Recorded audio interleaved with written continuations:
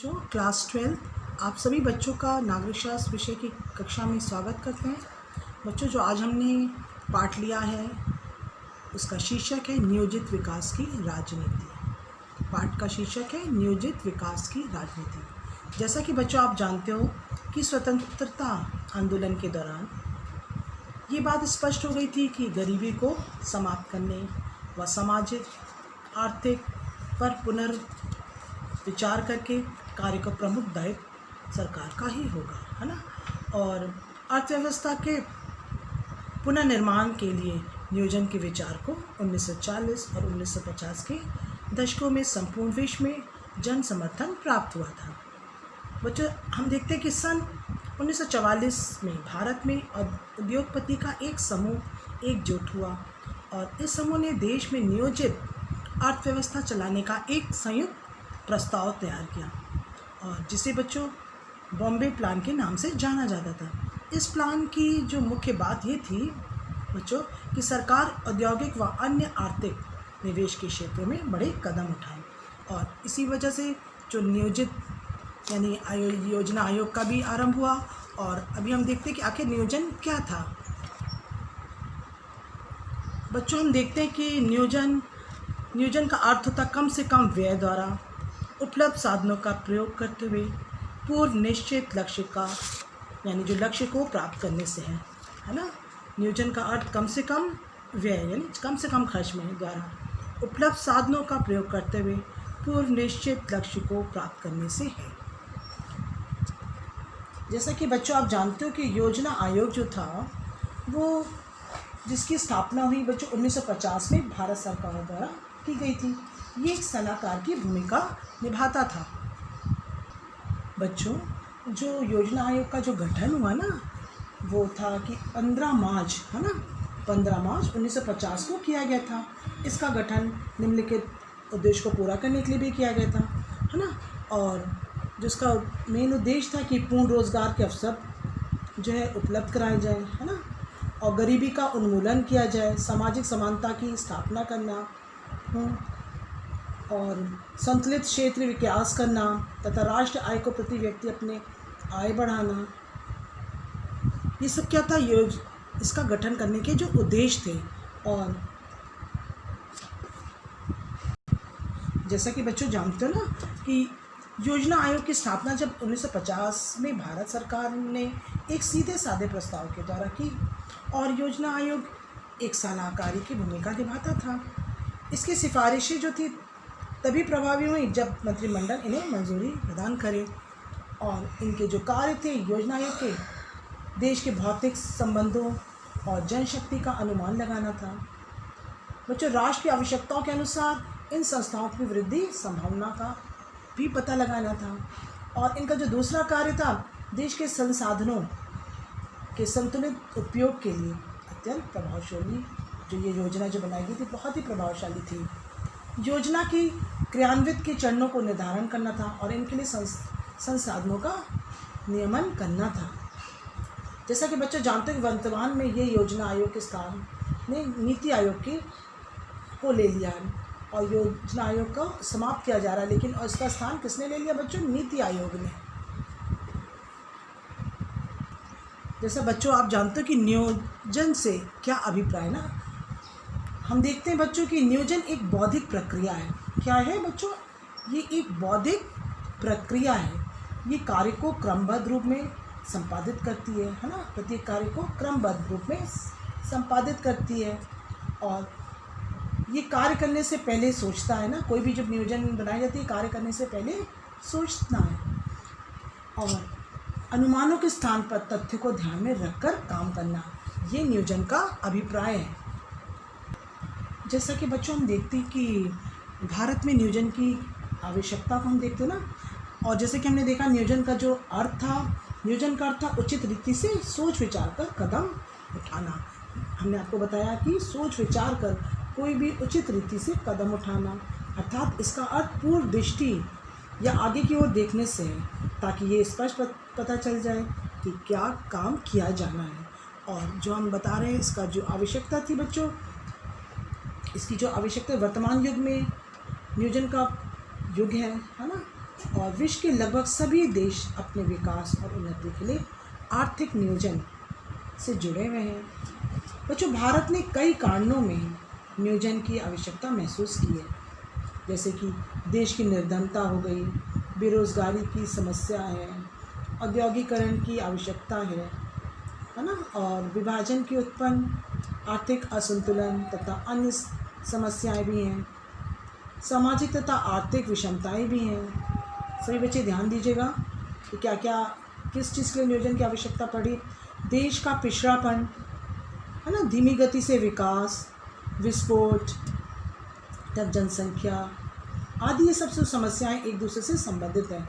अतः इसके निवारण व देश को समुचित विकास के लिए नियोजन एकमात्र विकल्प है, यानी कि भारत में नियोजन की आवश्यकता है।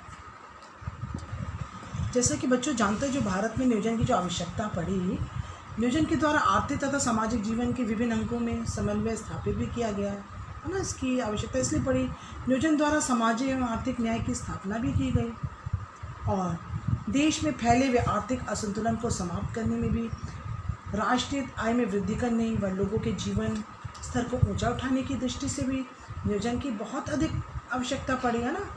और आर्थिक नियोजन को महत्व इस दृष्टि से भी दिया गया कि समाजवादी लक्ष्य को प्राप्त किया जाए। और बच्चों, साधनों के उचित प्रयोग, वैज्ञानिक साधनों के प्रयोग तथा राष्ट्रीय पूंजी का सही मात्रा में सदुपयोग करना है ना, इसकी वजह से भी नियोजन की भारत में आवश्यकता पड़ी। अब हम देखते हैं कि भारत में नियोजन के महत्व और उपयोगिता का किस प्रकार से इसकी उपयोगिता या महत्व है। जैसा कि बच्चों हमने अभी आवश्यकता देखी, और हम देखते हैं कि भारत में नियोजन का महत्व एवं उपयोगिता क्या है ना। बच्चों, हम देखते हैं कि नियोजन के आर्थिक विकास का दायित्व जो है वो राज्य ग्रहण कर लेता है तथा एक सामूहिक गतिविधि के रूप में ये योजनाओं के माध्यम से आर्थिक विकास का प्रारंभ तथा उसको निर्देश भी करता है, जो नियोजन है ना। और आधुनिक लोक कल्याणकारी जो राज्य होते हैं, उनमें आर्थिक संसाधनों में समानतापूर्ण वितरण भी नियोजन ही करता है। यानी कि जब नियोजन बनाया जाता है, वो कल्याणकारी राज्य में आर्थिक संसाधनों को समानतापूर्ण वितरण करता है।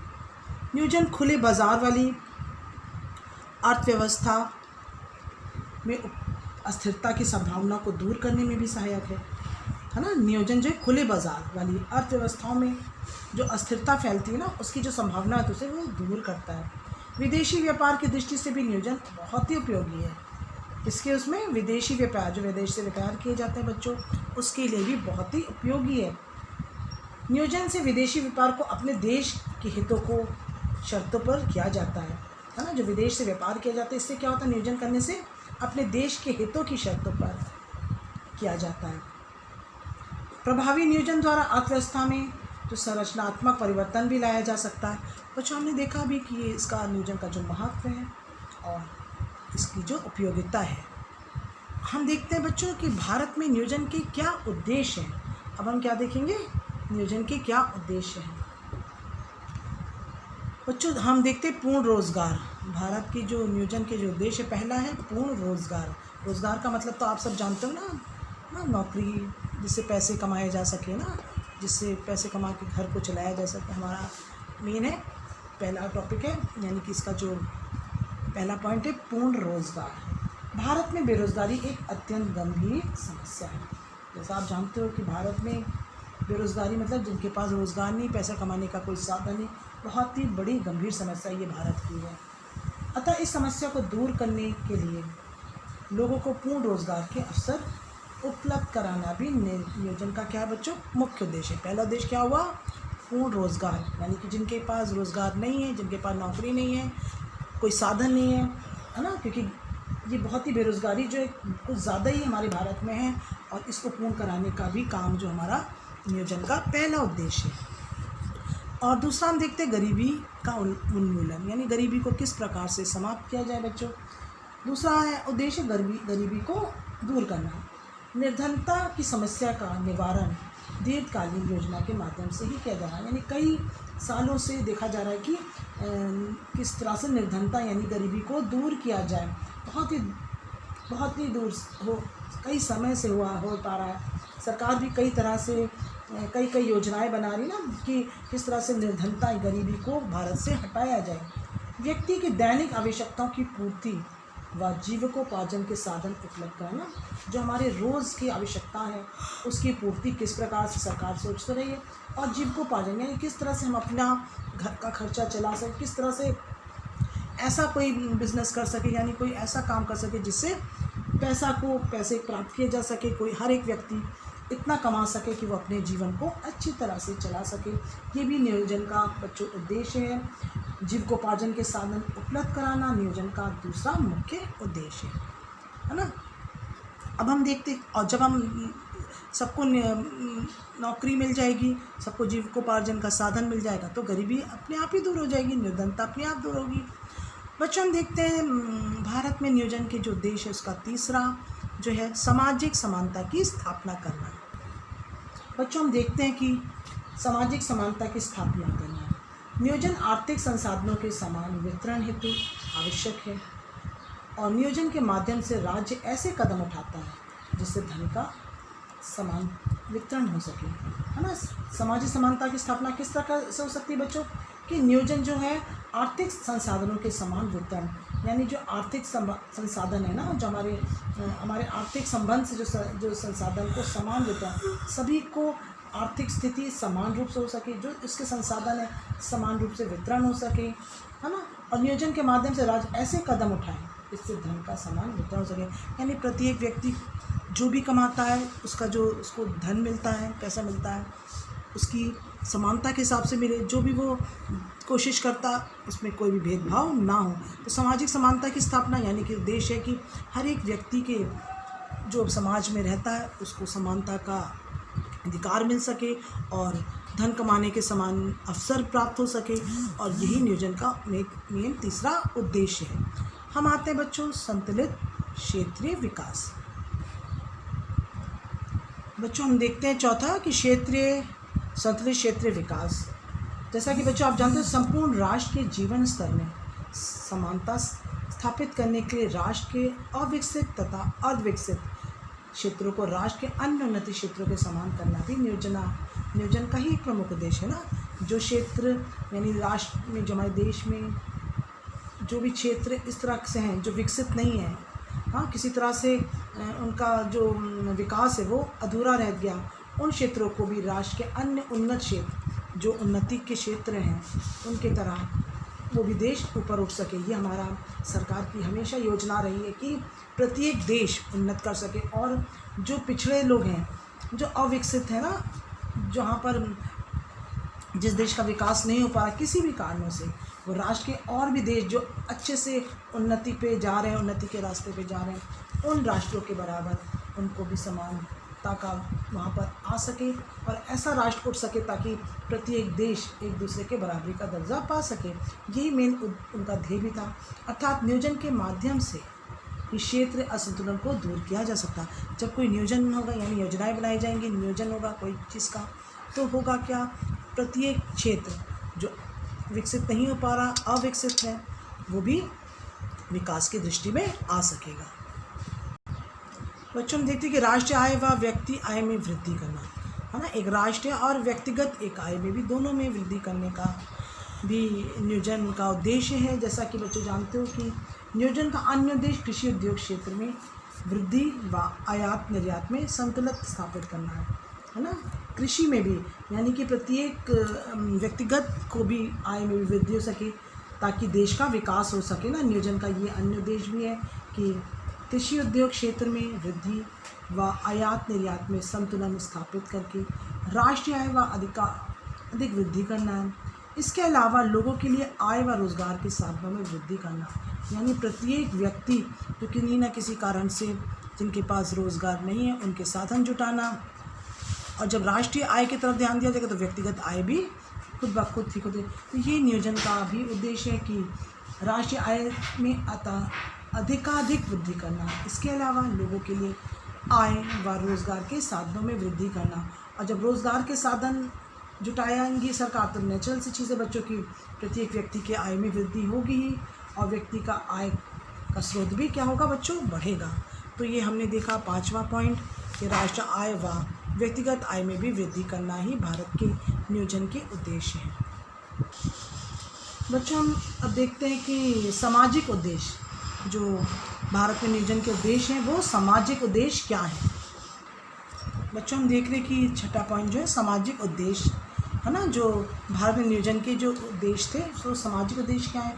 नियोजन के सामाजिक उद्देश्यों में वर्ग रहित समाज की स्थापना का लक्ष्य शामिल है, जिसमें कि बच्चों श्रमिक व उद्योगपति है ना, जो मजदूर होते हैं, श्रमिक जो होते हैं काम करने वाले वो, और उद्योगपति जो बिजनेसमैन होते हैं, जिनका बड़ा बड़ा उद्योग चलता था, दोनों की उत्पत्ति का उचित अंश मिलना चाहिए है ना, दोनों को है ना, जो मजदूर हैं उनको भी और जो उद्योगपति हैं जो उनका जिनके अंडर में वो लोग काम कर रहे हैं है ना। और पिछड़ी जातियों को शिक्षा में सुविधाएं देना, सरकारी सेवाओं में प्राथमिकता प्रदान करना तथा अन्य पिछड़ी जातियों को समान स्तर पर लाना नियोजन का मेन ध्येय था।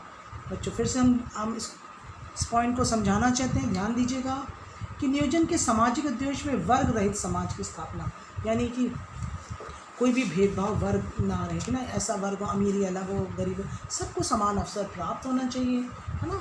और श्रमिक, यानी जो श्रमिक हैं, जो मजदूर हैं, जो कार्य करें, उनको उचित मात्रा में जो जितना वो करते हैं काम, उनको उनका हिसाब से उनको पैसा मिलना चाहिए है ना। और उद्योगपति, दोनों की उत्पत्ति का उचित, यानी जो बिजनेसमैन उनको भी अच्छा अवसर प्राप्त हो। पिछड़ी जातियाँ हैं जो उनको सरकार ने उनके लिए बहुत सारे, तुम लोगों ने देखा होगा कि बहुत सारे कोटा, यानी कि उनके जो उनको सही ऊपर लाने के लिए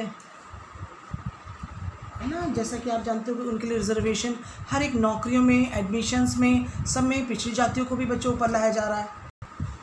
बच्चों, हम लोग देखते हैं कि किस तरह से, मतलब कि एक तरह से समानता का अवसर सबको प्राप्त रहे।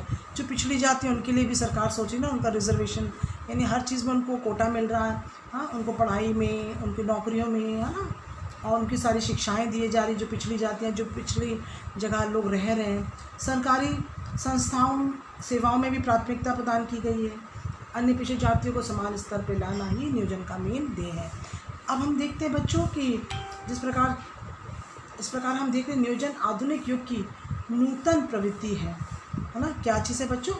इस प्रकार नियोजन जो है आधुनिक युग की नूतन प्रवृत्ति, यानी कि नई प्रवृत्ति है। किस तरह से नया चीज़ लाना चाह रही है।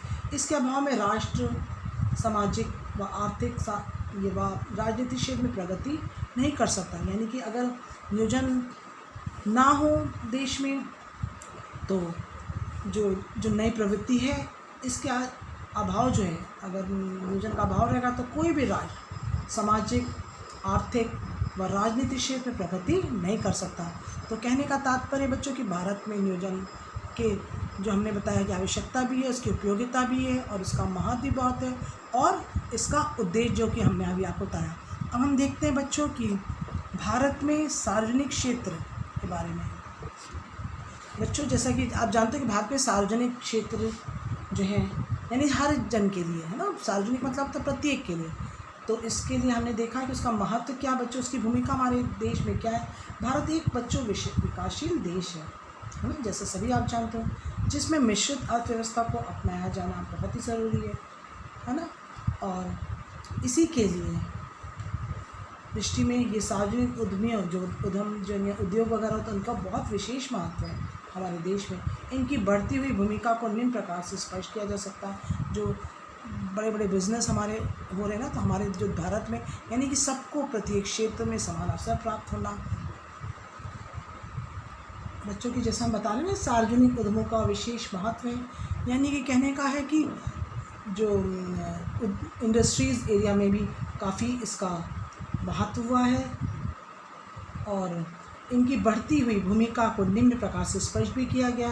जैसा कि हम पहले देखते हैं, समाजवादी समाज की स्थापना की गई है ना। भारत में जो सार्वजनिक क्षेत्र में जो बढ़ावा मिला है, उसमें जो पहला पॉइंट हम देख रहे हैं बच्चों कि समाजवादी समाज की स्थापना, आर्थिक असमानता को कम करके समाजवादी समाज की स्थापना के लिए सार्वजनिक क्षेत्र को उद्यम महत्वपूर्ण है। जो बहुत यानी कि सार्वजनिक क्षेत्र प्रत्येक जन के लिए हो, उसमें जो आर्थिक असमानता को कम करके समाजवादी यानी कि प्रत्येक को समान अवसर प्राप्त हो, इसकी स्थापना के लिए सार्वजनिक क्षेत्र में ये यानी क्षेत्र को बढ़ावा मिला है। यानी जो इंडस्ट्रियल एरिया को भी काफ़ी बढ़ावा मिला है बच्चों। और हम देखते हैं दूसरा पॉइंट, संतुलित आर्थिक विकास में सहायक। जो सार्वजनिक क्षेत्र है ना, इसमें भी देश में जो भारत देश में इसमें काफ़ी प्रगति हुई है ना, और हमारे देश के लिए बहुत ही महत्वपूर्ण है सार्वजनिक क्षेत्र, यानी कि प्रत्येक के लिए जो क्षेत्र होता उसको हम सार्वजनिक क्षेत्र कहते हैं। और दूसरा संतुलित आर्थिक विकास में सहायक। भारत में क्षेत्रीय असंतुलन पाया जाता है ना। कैसा पाया जाता है? क्षेत्रीय असंतुलन, यानी कि जहाँ पर संतुलन ना हो उसमें किस तरह से संतुलित करना देश का कार्य है। यहाँ एक और ऐसे राज्य जो आर्थिक दृष्टि से संपन्न है ना। आप लोगों ने देखा होगा कि कई ऐसी जगह भी है जहाँ पर सारे जो एरिया है ना, राज्य बहुत सारे आर्थिक दृष्टि से बिल्कुल संपन्न है, ये सब तरह से उनके उस क्षेत्र में भरपूरियाँ हैं। जैसे कि हो गए बच्चों है ना, जैसे पंजाब है ना, हरियाणा, महाराष्ट्र, गुजरात आदि। ये दूसरी ओर देखिए कुछ राज्य पिछड़े हुए भी हैं है ना। कुछ तो बहुत संपन्न है और लेकिन कुछ क्या बच्चों बहुत पिछड़े हैं। वहाँ पर आर्थिक समानता को कैसे लाया जा सके, ये हमारी सरकार का, हमारे देश का कार्य था। जैसे कि बिहार हो गया बच्चों, ओडिशी ना, और हिमाचल प्रदेश आदि, ऐसी जो है वो बहुत ही पिछड़े प्रदेश हैं। वहाँ पर क्या है कि आर्थिक विकास बहुत ही कम हो रहा है। वहाँ पर भी किस तरह से विकास हो सके देश का, इसमें बहुत ही ज़्यादा उद्देश्य रहता है। इन पिछड़े क्षेत्रों के विकास तथा उनके अन्य विकसित राज्यों की समकक्ष लाने के लिए सरकारी उद्यमों की स्थापना की गई ना। सरकारी उद्यम यानी इंडस्ट्रियल काफ़ी लगाई गई है, वहाँ पर काफ़ी फैक्ट्रियाँ, इंडस्ट्रियल एरिया जहाँ पर हैं वहाँ पर इस तरह से सरकार फैक्ट्रियाँ खोल रही तरह तरह से, ताकि वहाँ इस तरह से उद्यम हो सके, इस तरह से बिज़नेस यहाँ इस तरह से वहाँ पर उद्योग हो सके, ताकि प्रत्येक को अपने जीवन का आर्थिक विकास कर सके, वो अपने रोज़ी रोटी कमा सके है ना। ये सार्वजनिक उद्यम पिछड़े क्षेत्रों के त्रि विकास और पिछड़े तथा संपन्न राज्यों के बीच खाई को बांटने में सहायक है ना। जो क्या है बच्चों, बहुत ही पिछड़े हुए हैं है ना, आर्थिक विकास से बहुत पिछड़े हुए हैं, उसके लिए जो ये सार्वजनिक जो सबके लिए आर्थिक व्यवस्था को पूरा करने के लिए जो ये स्थापना की जाती है बच्चों, ये उद्देश्य के लिए बढ़ाया जा रहा, ये क्या है जो पिछड़े हुए हैं। और जो संपन्न राज्य उनके जो बीच की खाई का मतलब बच्चों एक तरह से देखा जाए कि दोनों में बहुत ही अलगाव हुआ ना। जो लोग पिछड़े हुए हैं वो उन्नत वाले देशों के लोग से बहुत ही दूर हुए हैं ना, तो उनको ऐसे लोगों से मिलने में झिझक होती होगी। तो ऐसे लोग को बढ़ावा देना जो पिछड़े हुए हैं, जो चाहे वो शिक्षा में हो, चाहे आर्थिक स्थिति में हो, चाहे किसी चीज़ में भी पिछड़े हुए हैं, उनको जो भारत के जो सार्वजनिक क्षेत्र हैं उनको क्या है, प्रत्येक क्षेत्र को जो योजनाएं बनाई जा रही हैं उनको आगे लाना, ये मेन मुख्य उद्देश्य है बच्चों है ना। बच्चों अभी हमने जैसे भारत में सार्वजनिक क्षेत्र के बारे में बताया, तो अब हम अगली कक्षा में इसके बारे में और बताएंगे। और अभी हम देखते हैं जो हम आपको पढ़ा रहे थे नियोजन के बारे में, और नियोजन का क्या है, इसका योजना आयोग की स्थापना कब हुई है ना, नियोजन से क्या अभिप्राय है, भारत में नियोजन की क्या आवश्यकता है, भारत में नियोजन का क्या महत्व है या उपयोगिता। बच्चों अभी हमने आपको बताया भारत में नियोजन के क्या उद्देश्य हैं। अभी हमने आपको बताया ना, पूर्ण रोजगार, गरीबी का उन्मूलन, सामाजिक समानता की स्थापना करना, संतुलित क्षेत्रीय विकास, राष्ट्रीय आय और व्यक्ति आय में वृद्धि करना और सामाजिक उद्देश्य। और इसके अलावा हमने अभी 2 पॉइंट जो आपको बताएं भारत में सार्वजनिक क्षेत्र, इसके और पॉइंट्स जो हैं बच्चों अभी हम आपको अगली जो नेक्स्ट क्लास होगी उसमें हम आपको समझाएंगे। हम इससे नियोजन से संबंधित आपको कुछ प्रश्न दे रहे हैं। नियोजित विकास की राजनीति जो हमने अभी आपको पाठ पढ़ाया उससे संबंधित बच्चों मैं कुछ प्रश्न दे रही हूँ, उसको आप अपनी कॉपी में अच्छे से हल करिएगा। जो कि पहला प्रश्न है, नियोजन से क्या अभिप्राय है। बच्चों मैंने आपको बहुत अच्छी तरह से बताया कि नियोजन क्या है।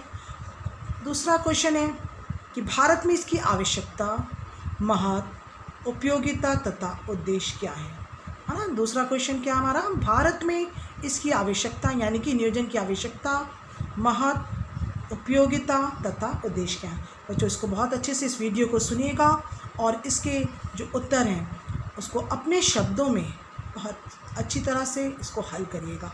और यहीं बच्चों हम अपनी कक्षा को समाप्त करते हैं और दूसरी यानी अगली कक्षा में नेक्स्ट क्लास में मैं इसके और जो टॉपिक हैं इस पाठ के मैं उनको समझाऊंगी। धन्यवाद।